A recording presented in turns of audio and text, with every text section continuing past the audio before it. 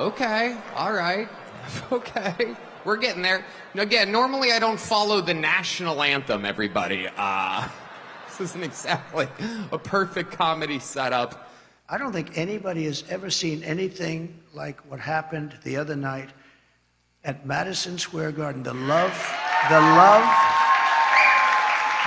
in that room, it was breathtaking, and you could have filled it many, many times with the people that were unable to get in, but politicians that have been doing this for a long time, 30 and 40 years, said there's never been an event so beautiful. It was like a love fest, an absolute love fest, and it was my honor to be involved. And hopefully, you know, they started to say, well, in 1939, the Nazis used Madison Square Garden. Well, and you know what?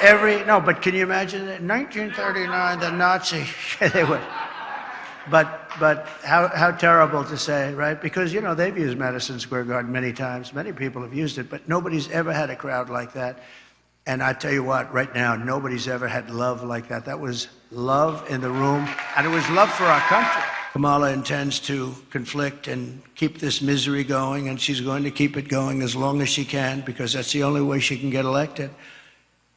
She's going out and only criticizing, talking about Hitler and Nazi, and because her record's horrible.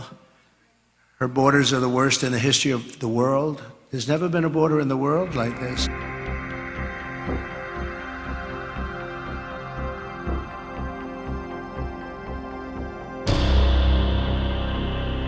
The newest line from Kamala and her campaign is that everyone who isn't voting for her is a Nazi. We're Nazis. You know, years ago, my father, I had a great father, he's a tough guy. He used to always say, never use the word Nazi, never use that word. And he'd say, never use the word Hitler. Don't use that word. It's like, I didn't even know why. Don't use that word. And then I understood it. And yet they use that word freely, both words. They use it, he's Hitler. And then they say, he's a Nazi. I'm not a Nazi. I'm the opposite of a Nazi. I don't know.